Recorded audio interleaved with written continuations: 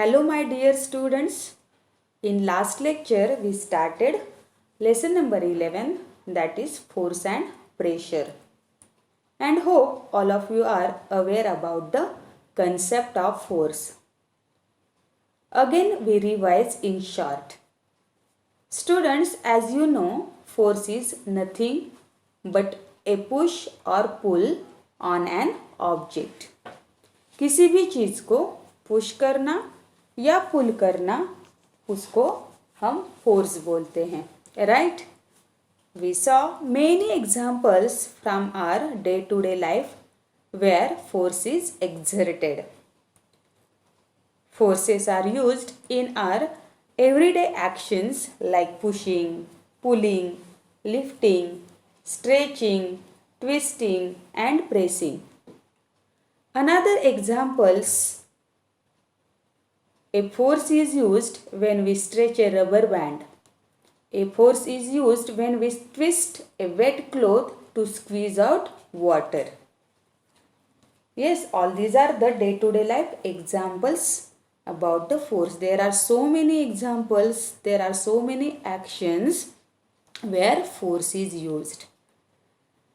We also learned interaction of one object with another object results in a force between the two objects. जैसे हमने last video में देखा था कि force exert होने के लिए दो ऑब्जेक्ट्स में इंटरेक्शन होना ज़रूरी होता है. As we discussed an example, if there is no interaction between the man and the car, no force acts on the car and hence the car does not move. है ना, हमने एक example देखा था कि उसमें कार है और वो कार स्टेशनरी थी और एक पर्सन उस कार के पीछे खड़ा है. वो जब तक उस कार को पुश नहीं करेगा तो वो कार की मूवमेंट नहीं होने वाली है, right?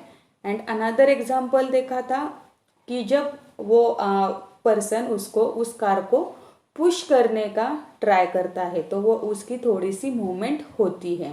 So there in second example there is a interaction between car and that person, so there is the movement of that car.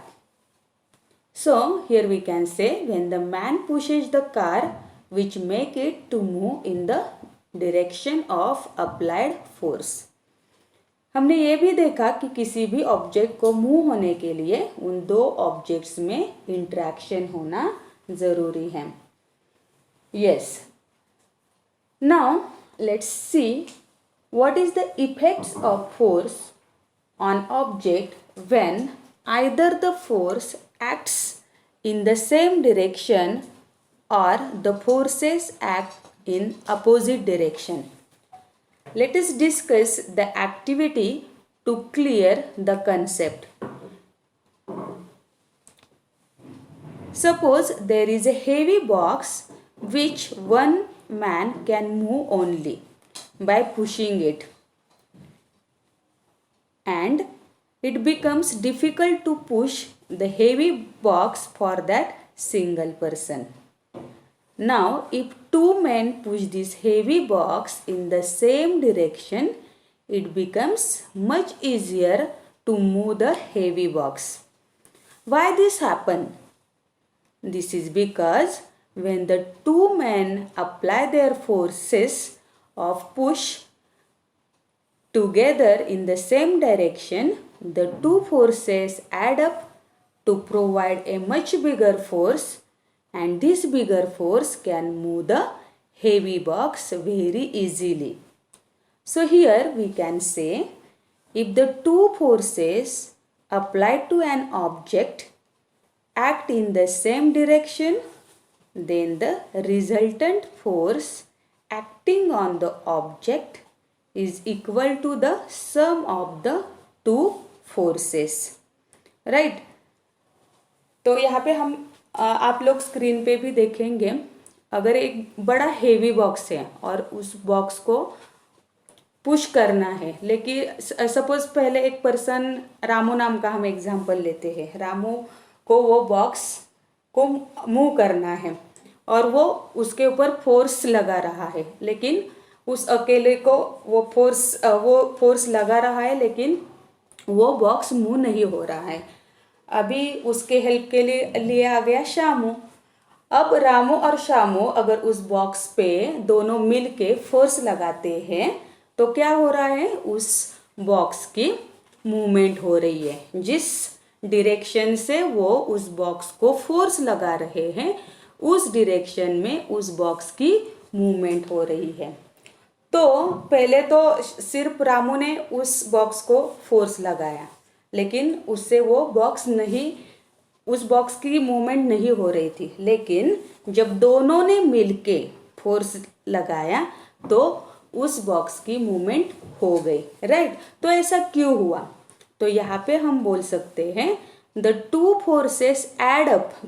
Suppose Ramu ने 5 न्यूटन का फोर्स लगाया है, शामू ने 4 न्यूटन का फोर्स लगाया, तो दोनों का एड अप होके means 4 newton plus 5 newton is equal to 9 newton. तो उस बॉक्स पे 9 न्यूटन का फोर्स अब लग गया है और इस वजह से वो बॉक्स क्या इजीली मूव हो गया। तो यहाँ पे हम क्या बोल सकते हैं, if two forces applied to an object act in the same direction, then the resultant force acting on the object is equal to the sum of two forces। दोनों ने जो फोर्स लगाया है उसका सम होगा, मीन्स रिजल्टेंट मीन्स कि पूरा force कितना उस बॉक्स पे अभी अप्लाई हुआ है, that is the 4 newton plus 5 Newton, that is the 9 Newton. Force same direction में लगती है तो फोर्स टोटल फोर्स जो है वो क्या हो रहा है, यहाँ पे ऐड होता है, right. So this is about the forces when forces applied to an object acting in the same direction. Now another case we will discuss here. Suppose there is a heavy box lying on the ground. Let the two men push this box from opposite directions, that is one from the left side and the other from the right side। आप screen पे देख सकते हैं एक heavy box है, लेकिन अभी same direction से फोर्स नहीं अप्लाई हो रहा है। हमने पहले भी एग्जाम्पल में रामू और शामू लिया था, अभी इस एग्जाम्पल में भी हम उन दोनों को लेते हैं। रामू एक साइड से फोर्स लगा रहा है और शामू दूसरे साइड से फोर्स लगा रहा है, right.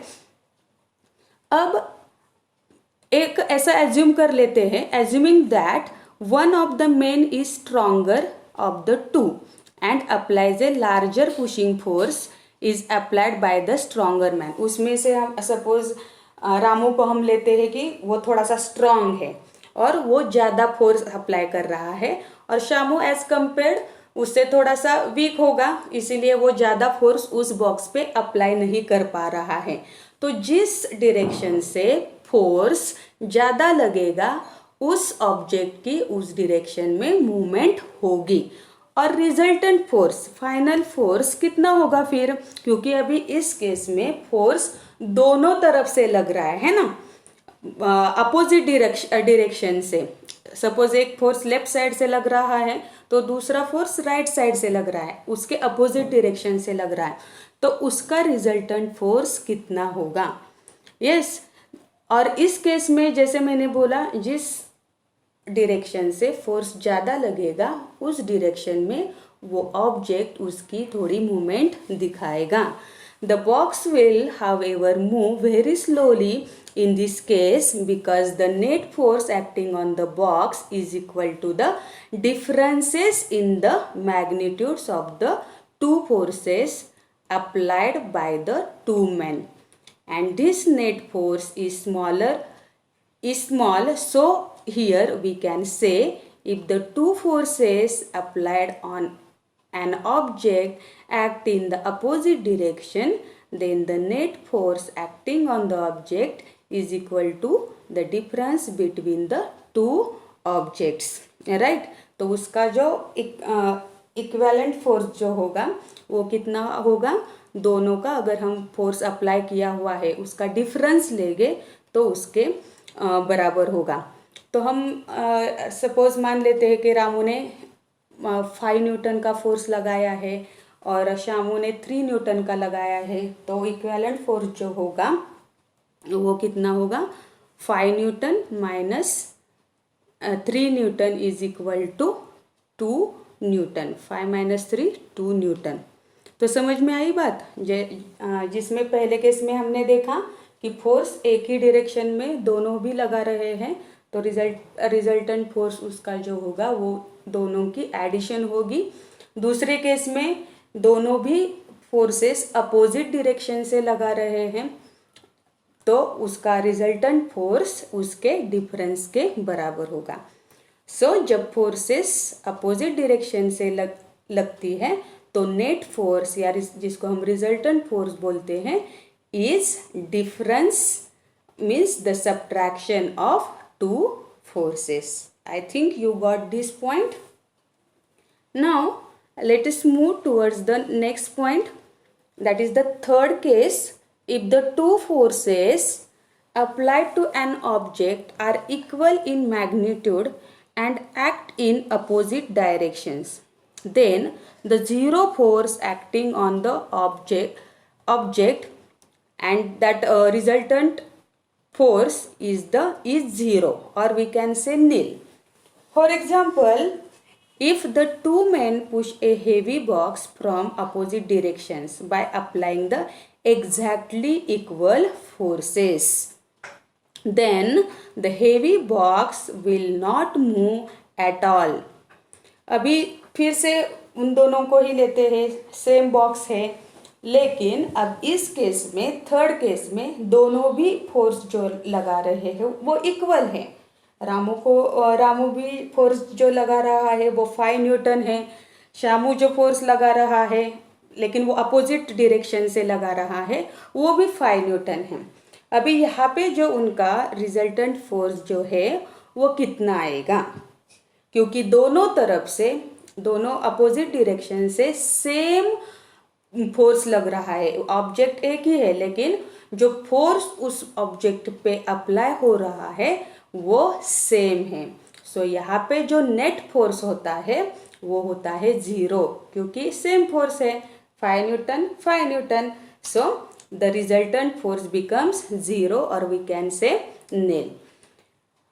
It will remain where it was and that object will not move from its place because equal forces are applying on that object. उस ऑब्जेक्ट पे इक्वल फोर्स दोनों साइड से अप्लाई हो रहा है, इसीलिए उस ऑब्जेक्ट की मूवमेंट नहीं होने वाली।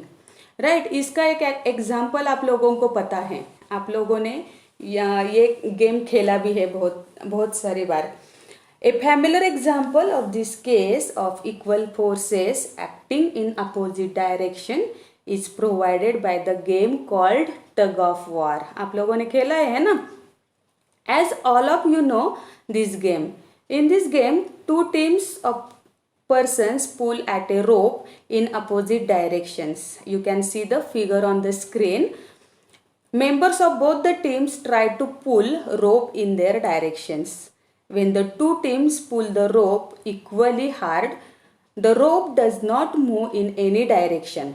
आप लोगों ने टग ऑफ वॉर खेला है तो दो टीम होते हैं, है ना, बीच में आप एक लाइन खींचते हो और या तो एक अपोजिट टीम को इस अपने साइड में लेके आना होता है, राइट ना। तो उसमें क्या करते हैं, दोनों टीम के लोग जो भी पार्टिसिपेंट्स है उस खेल के, वो क्या करते हैं, उस रोप पे फोर्स अप्लाई करते हैं और जो उसके अपोजिट टीम है वो रोप को खींच के अपने साइड में लाने का एफर्ट्स करती है, राइट ना।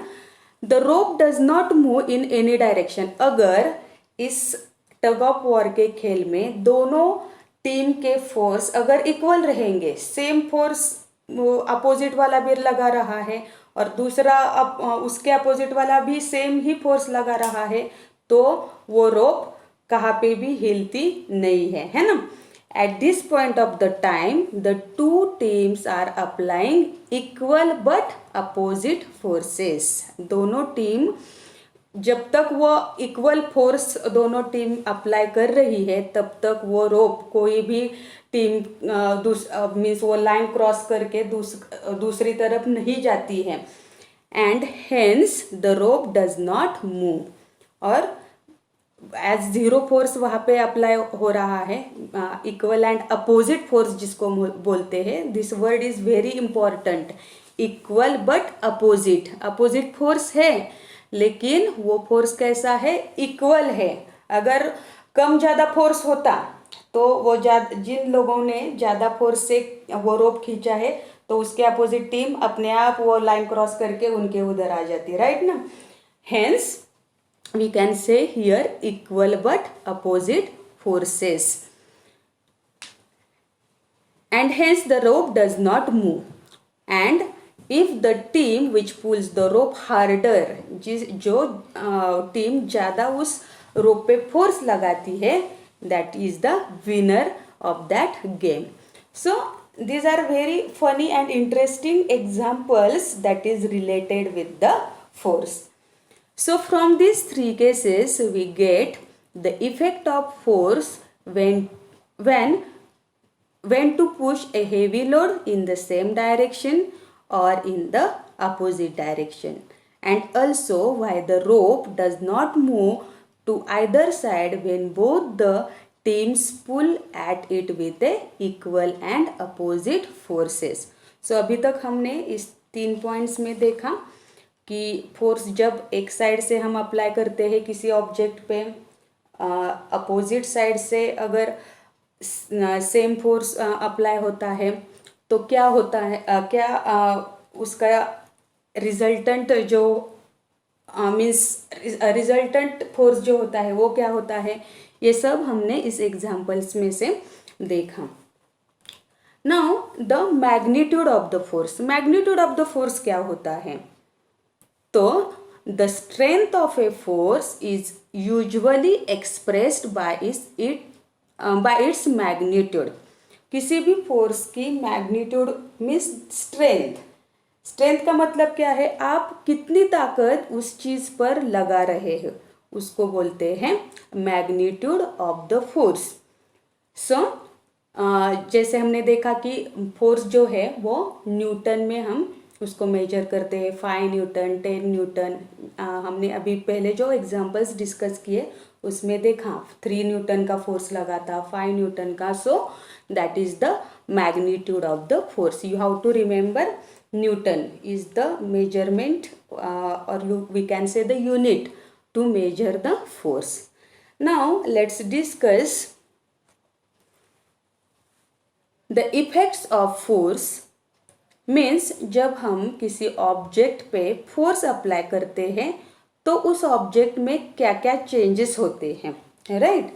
ए force can not be seen, हम फोर्स को नहीं देख पाते हैं, फोर्स ऐसे हम महसूस करते हैं। ए force can not be seen, A force can be judged only by the effects it can produced in various objects around us. उसके इफेक्ट्स दिखते हैं और उसकी वजह से हम बोलते हैं कि अरे यहाँ पे फोर्स अप्लाई हुआ है। जैसे हम कोई बॉल है, बॉल को अगर प्रेस करते हैं तो उसका शेप चेंज होता है, तो इससे हम बोलते हैं कि हमने बॉल पे क्या किया है, फोर्स लगाया और उसकी वजह से उसका शेप चेंज हो गया। So a force can produce the following effects. A force can move a stationary object, अगर कोई ऑब्जेक्ट स्टेशनरी है, नॉन मूवेबल है, तो उसको मूव करने का काम फोर्स करता है। Second is a force can stop a moving object, अगर कोई ऑब्जेक्ट मूविंग है उसको स्टॉप करने का काम करता है। ए force can change the speed of a moving object, किसी ऑब्जेक्ट का स्पीड कम है या ज़्यादा है उसको चेंज करने का काम करता है। ए force can change the direction of moving object, उसके डायरेक्शन को चेंज करने का काम करता है। And A force can change the shape of an object, और उसका शेप साइज चेंज करने का काम करता है। So all these are the effects of force. Now one by one we discuss with some examples. So first case is first effect is a force can move a stationary object, or a force can change the state of motion. We take some examples here. Take a rubber ball and place it on a table top. हमें क्या करना है इस activity में, एक rubber ball लेना है और उसको हमें एक टेबल पे रखना है. Now gently push the ball along the surface of the table. अगर हम थोड़ा सा उसको पुश करेंगे, पुश करते हैं इसका मतलब क्या कर रहे हैं, हम उसको फोर्स लगा रहे हैं, right. Now gently push the ball along the surface of table. We will observe that the ball begins to move when a force is applied to it. जैसे ही हम उस बॉल को फोर्स लगाते हैं, थोड़ा सा टच करते हैं, तो वो बॉल फ्लो होने लगती है, मूव होने लगती है. सो जब पहले वो बॉल हमने टेबल पे रखा था तो वो कैसा था, स्टेशनरी ऑब्जेक्ट था, है ना, वो नॉन मूवेबल कंडीशन में था. लेकिन हमने उसको टच करके या पुश करके उसको मूवेबल वो मूव होने लगा, मूवेबल पोजीशन में वो चला गया. So here we can say the force can move a stationary object. Another example we discuss here. While taking penalty kick in a football match, आप लोगों ने फुटबॉल मैच, बहुत सारे लोगों का तो ये फेवरेट गेम होगा, है ना बच्चों. The player applies a force on a stationary football. Stationary, वो फुटबॉल जो होता है वो नॉन मूवेबल कंडीशन में, स्टेशनरी कंडीशन में है. Before being hit the football is at rest. जब उसको हम, जब तक वो प्लेयर उसको किक नहीं मारता है तब उसके पहले वो स्टेशनरी पोजीशन में है.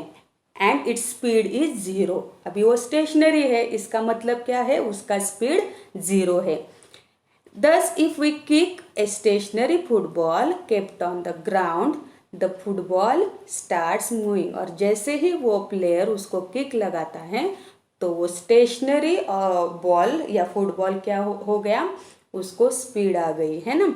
सो from these examples we conclude that force can move a stationary object. इस एग्जाम्पल से हम ये प्रूव कर सकते हैं या प्रूव होता है कि फोर्स क्या कर सकता है, force can move a stationary object. Now next effect of the force is a force can stop a moving object. अगर कोई मूविंग ऑब्जेक्ट है तो उसको स्टॉप करने का काम ये फोर्स करता है. We will discuss with some examples. Take a rubber ball and place it on a table. Push the rubber ball gently so that it starts moving. Now place your palm in front of the moving ball. We will observe that the moving ball comes to a stop. अभी इस activity में हमें करना है कि ये activities बच्चे लोग आप घर पे भी करके देखो. बहुत इंटरेस्टिंग एक्टिविटीज़ है. तो आपकी ये फोर्स की कंसेप्ट्स है ना, और इसके जो इफेक्ट्स है वो इमीडिएटली आपको क्लियर हो जाएंगे. अभी सेकेंड एक्टिविटी में क्या करना है, सेम रबर बॉल आपको लेना है, टेबल पे रखना है और पुश करना है. अभी पुश करने के बाद क्या हो जाएगा, आप पुश करते हो, इसका मतलब है उसके ऊपर फोर्स अप्लाई कर रहे हो. फोर्स अप्लाई करने के बाद वो मूव होने लगेगा. और जब अगर आप आपके हाथ का पाम अगर वहाँ पे रखते हैं तो क्या हो जाएगा, वो बॉल वहाँ पे आके उसका स्पीड जो है वो 0 हो जाएगा, वो वहाँ पे आके स्टॉप हो जाएगा. वो वहाँ पे आके स्टॉप क्यों हो गया, क्योंकि आपका जो पाम है वो उस बॉल पे क्या करता है, फोर्स अप्लाई करता है. और फोर्स अप्लाई होने से वो बॉल वहाँ पे रुक जाती है. So we can say here the palm held in the path of moving rubber ball applies a force to the moving ball. This force stops the moving ball Thus, a ball stops when the force applied to it. Another example is in a football match when a goalkeeper dives or jumps up to save the goal.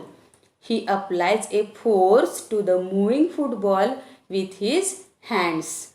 This force applied by the goalkeeper helps in stopping the moving ball and saves a goal being scored. Thus, the stopping of a moving football by the goalkeeper demonstrates that a force can stop a moving object. Matches में ये ज़्यादा से आप लोगों को ये चीज़ें observe होती हैं। फुटबॉल की मैच आप लोगों ने देखी है, गोलकीपर हमेशा उसकी एक ही कोशिश या उसका एक ही काम होता है जो गोल होने से बचाना है ना, बॉल को वो बचाता है, सेव करता है।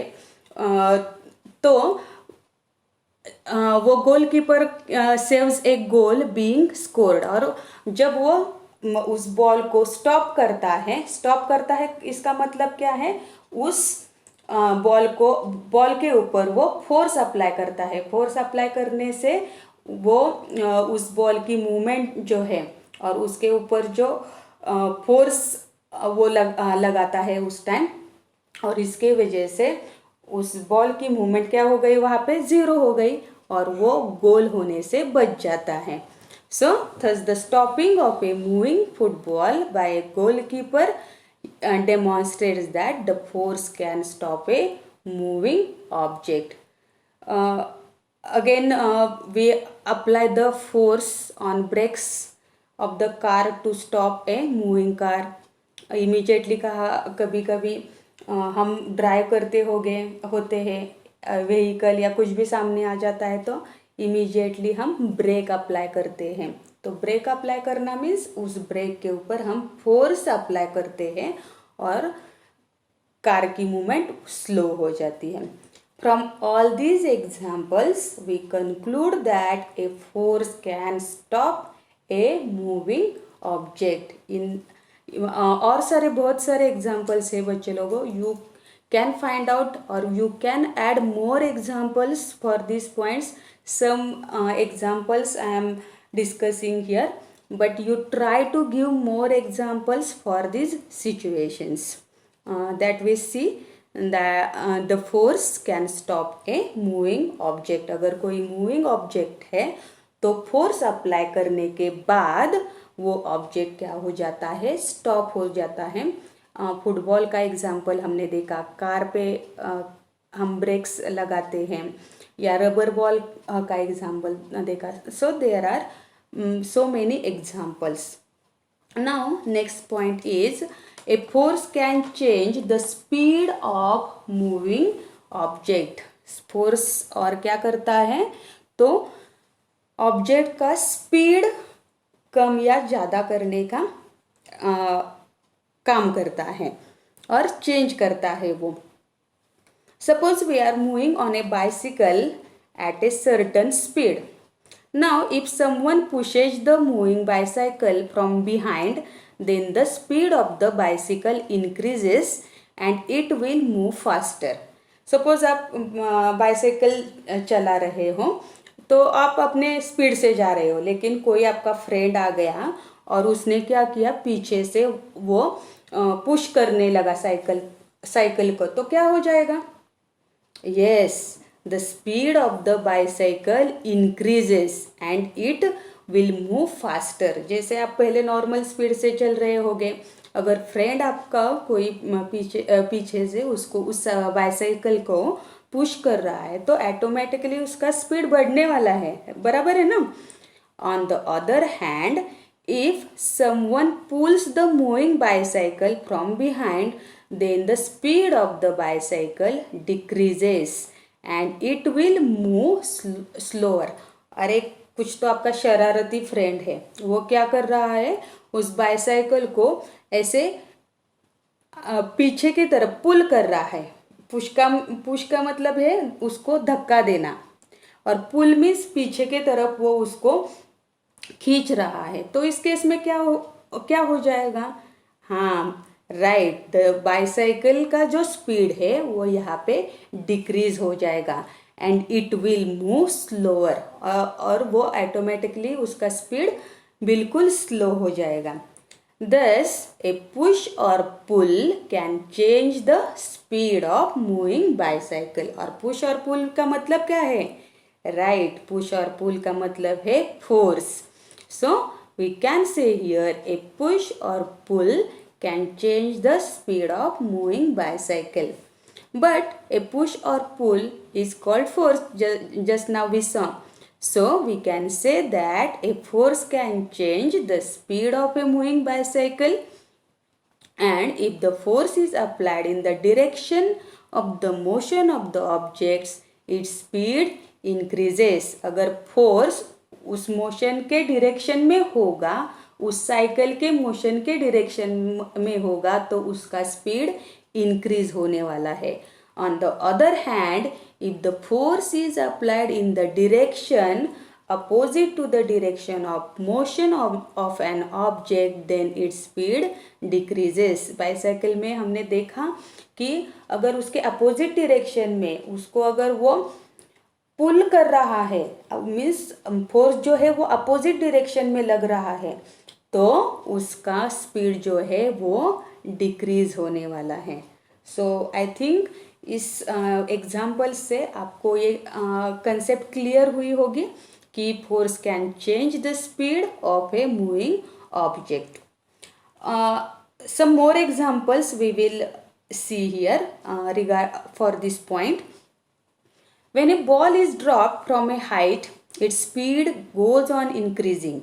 The speed of a falling object increases because the earth applies a pulling force on it, which is called the force of gravity. Gravitational force आपको सबको पता है. कोई ऑब्जेक्ट हम ऊपर की तरफ फेंकते हैं तो उसका स्पीड क्या हो जाता है? ऊपर फेंकते हैं तो वो डिक्रीज हो जाता है, लेकिन ऊपर से जब वो ऑब्जेक्ट फिर से नीचे गिरने लगता है तो उसका स्पीड इंक्रीज होता है. तो क्यों इंक्रीज होता है? तो this is because of the force of gravity, जिसको हम ग्रेविटेशनल फोर्स बोलते हैं.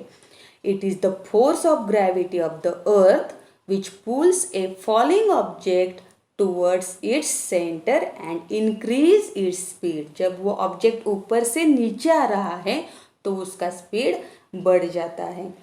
On the other hand, when a ball is thrown upwards, then its speed goes on decreasing. जैसे हम बॉल को ऊपर फेंका या कोई भी ऑब्जेक्ट को ऊपर फेंका तो उसका स्पीड कम हो जाता है, लेकिन जब वो ऊपर से नीचे आता है, due to the gravitational force, its speed get increase.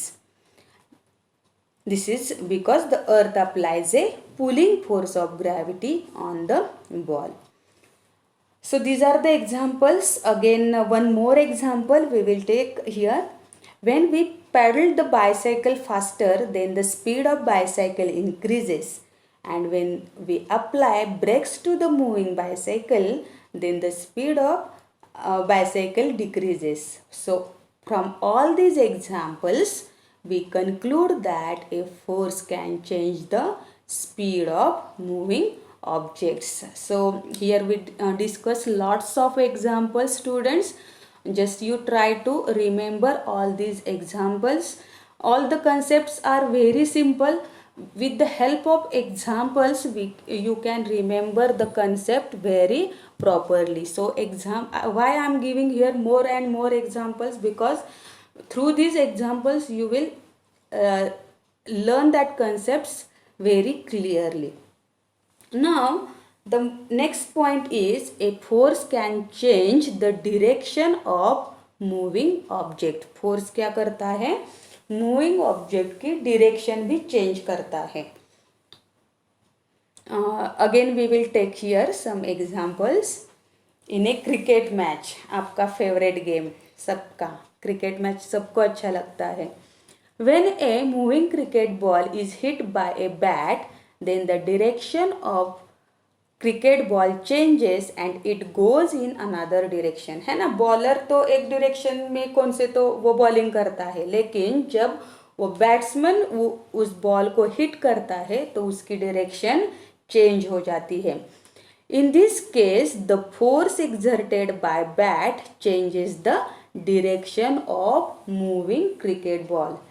जब वो बॉल बैट से हिट होता है तो उसकी डायरेक्शन चेंज हो जाती है. In the game of carrom also we take a rebound. Rebound लेते हैं, आप पता है ना रिबाउंड लेना कैरम में कैसे होता है. Then the direction of striker changes. This is because the edges of the carom board exerts a force on the striker.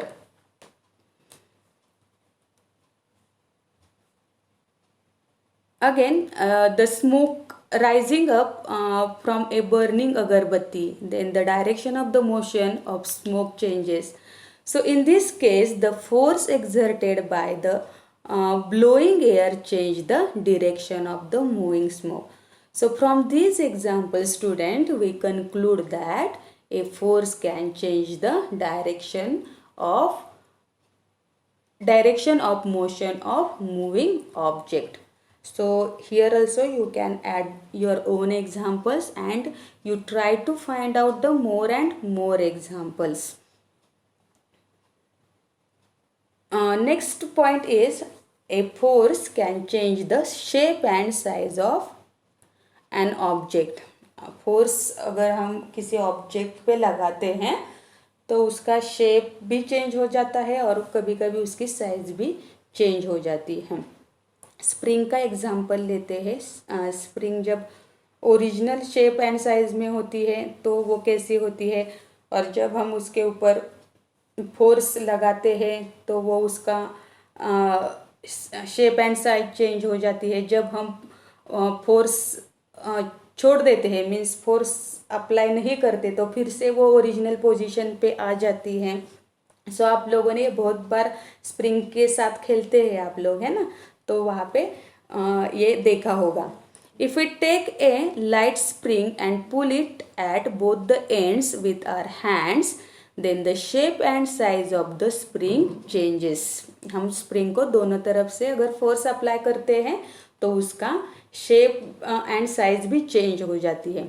In this case the force of our hands changes the shape and size of the spring. हम hand से क्या कर रहे हैं, उस spring पे force apply कर रहे हैं और उसकी वजह से उस स्प्रिंग की पोजीशन शेप भी चेंज हो रहा है और उसका साइज भी चेंज हो रहा है. So many examples are for this, for changing the shape and size. The shape of dough changes on pressing with a rolling pin to make chapatis. आपकी मम्मी चपाती बनाती हैं तो पहले वो डो बनाते हैं, तो पहले वो छोटा सा ऐसे एक गोला होता है और उससे मम्मी आपकी राउंड ऐसी बड़ी चपाती बनाती है. तो वो क्या करती है, जो रोलिंग पिन होता है जिसको हम बेलन बोलते हैं, तो उस बेलन से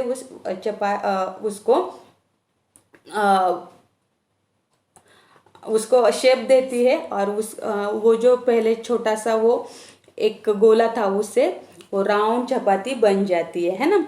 so here is the example. When we press the dough with a rolling pin, we apply force. Mummy जब उस डो पे प्रेस करती है मीन्स वहाँ पे वो फोर्स अप्लाई कर रही है और उसकी वजह से चपाती बन रही है. So we can say that the shape of the dough changes on applying force.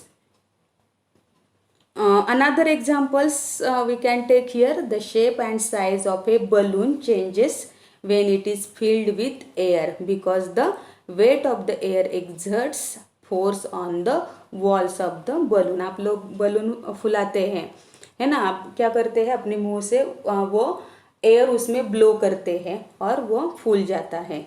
So air blow करना means you are applying the force there and due to that the shape and size of the balloon changes. So we conclude from these examples here that a force can change the shape and size of an object. इस example से हमें ये समझ में आ रहा है कि force लगाने से किसी ऑब्जेक्ट का शेप चेंज हो सकता है या साइज भी चेंज हो सकती है. So this is about the effects of the forces on object. Now let's move towards the next point, that is the types of forces. Forces के अलग अलग टाइप है. कुछ ऐसे फोर्सेस है जहाँ पे कांटेक्ट होता है एक्चुअल ऑब्जेक्ट्स का, एक ऑब्जेक्ट का दूसरे ऑब्जेक्ट के साथ, इसलिए अलग अलग टाइप्स किए गए हैं. उसमें है पहला कांटेक्ट फोर्स और नॉन कांटेक्ट फोर्स. उसमें से हम आज कांटेक्ट फोर्सेस के बारे में पढ़ने वाले हैं. कांटेक्ट फोर्सेस का मतलब क्या है कि a force which can be exerted by an object on another object only through physical touching is called a contact force. contact का मतलब क्या है कि एक ऑब्जेक्ट का दूसरे ऑब्जेक्ट के साथ कनेक्शन है, इसीलिए कांटेक्ट है, फिजिकल टचिंग है, इसीलिए उसको बोला जाता है contact force. Now there are two types of the or we can say the examples of the contact forces are muscular force and second one is frictional force. अभी muscular force उसके नाम में ही है मस्कुलर फोर्स, जहाँ पे body के muscles का use हो रहा है. Examples we can take here. Suppose a book is lying on a table. To lift this book from the table, some force is required. When we lift this book from the table by hand, the force is exerted by the muscles of our arm. Right? Similarly, when we kick a football, the force is exerted by the muscles of our leg. एक book table पे है, वो book आपको उठानी है. अगर आप जाके सिर्फ उस बुक को ऐसे हाथ लगा के बैठेंगे तो अपने आप उठने वाली है क्या? नहीं. जब तक आप उस बुक पे फोर्स नहीं लगाते तब तक वो बुक आप नहीं उठा पाएंगे. तो वहाँ पे आपके जो मसल्स है उसका मसल्स ऑफ आर्म वहाँ पे यूज हो रहे हैं to pick up that book. Another example, जैसे हमने देखा कि जब आप फुटबॉल को किक लगाते हैं तो the force is exerted by the muscles of our leg. So here we can say the force exerted by the muscles of the body is called muscular force. जहाँ पे अपने बॉडी के muscles का use हो रहा है force लगाने के लिए, ऐसे फोर्स को बोलते हैं muscular force. Both human beings and animals exert muscular force to do work. The human being exert muscular force for performing various activities like walking, running, jumping, climbing, lifting, pushing, pulling, stretching and pressing the object. So many activities, means without a force we can't do anything, right? A boy pushing a cart on a road, a porter carrying a load on a wheelbarrow, a child riding a bicycle and a person drawing water from a well. All these are the examples of muscular force. There are lots of examples because there is a use of our body muscles. Again, in our digestion process also, muscular force which pushes the food through the alimentary canal. In the process of digestion also there is a muscular force. The expansion and contraction of lungs when we inhale and exhale air during breathing also involves the muscular force. जैसे हम breathing process हमारी continuously चलती रहती है, उसमें भी muscular force है. And the beating of heart also takes place by the muscular force produced by cardiac muscles. अपने जो हार्ट के कार्डियक मसल्स होते हैं उसका कॉन्ट्रैक्शन रिलैक्सेशन चलता हम कंटिन्यूसली होता है. And there is a also produced cardiac, there is a also force on the cardiac muscles. Again, we use the animals like ox or camel, horse, provide the force of their muscles and help the man in doing harder jobs. Example, ox pulls the plow by using its muscular force. Similarly, a horse and camel exerts their muscular force in pulling the carts. Animals का भी हम use करते हैं अपने various activities loads carry करने के लिए, या फार्मिंग में उनका यूज़ किया जाता है. So they are also using muscular force to do all these activities. Since the muscular force can be applied to an object only when our body is in contact with the object, therefore muscular force is a contact force. यहाँ पे अपने body muscles का use हो रहा है, और muscular force जिसमें can be apply to an object only when our body is in contact with the object. अपने बॉडी का उस ऑब्जेक्ट से कांटेक्ट हो रहा है. So this is the example of contact force. Hope all of you understood the concept of muscular force. The force exerted by the muscles of the body is called muscular force. This definition you have to remember, and the examples related to the muscular force. Now let's move towards the next contact force, that is the frictional force, or frictional force also called friction. अभी friction किसको बोलते हैं? A ball moving on the ground slows down gradually and stops after covering some distance. एक ball है वो move हो रहा है, लेकिन जब वो कुछ डिस्टेंस कवर करता है उसके बाद वो अपने आप वहाँ पे स्टॉप हो जाता है. अब इस सिचुएशन में ऐसा क्यों होता है? We know that a force is required to stop a moving object. This means that a force is exerted by the ground on the moving ball which opposes its motion and brings it to a stop. अभी यहाँ पे उस ball को रोकने वाला कोई नहीं है, वो तो ग्राउंड पे कुछ डिस्टेंस कवर कर रहा है और अपने आप स्टॉप हो रहा है. तो यहाँ पे फोर्स कौन एक्सर्ट कर रहा है? So in this situation the force exerted by the ground on the moving body, तो वो ग्राउंड क्या कर रहा है? उस मूविंग बॉल के ऊपर फोर्स एक्सर्ट कर रहा है, और इसकी वजह से कुछ डिस्टेंस कवर होने के बाद वो बॉल स्टॉप हो जाती है. Right? This force which opposes the motion of ball on the ground is known as frictional force, और इसी फोर्स को हम बोलते हैं frictional force. So we can now define the frictional force as the force which always opposes the motion of one body over another body is called frictional force. The frictional force acts between the two surfaces which are in contact with each other. Frictional force हमेशा दो surfaces के बीच के contact के वजह से apply हो रहा है. जैसे हमने एग्जाम्पल देखा, a ball moving on the ground slows down and then stops due to the frictional force between the ball and the ground. यहाँ पे फ्रिक्शनल फोर्स कौन से दो ऑब्जेक्ट्स में हो रहा है?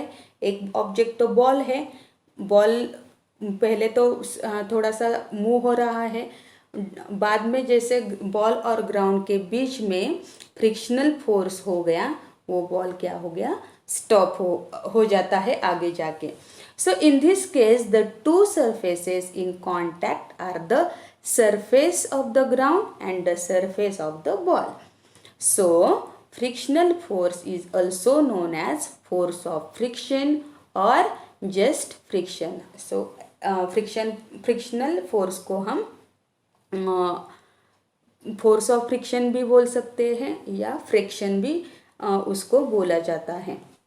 So this is about the frictional force, or we can say a friction.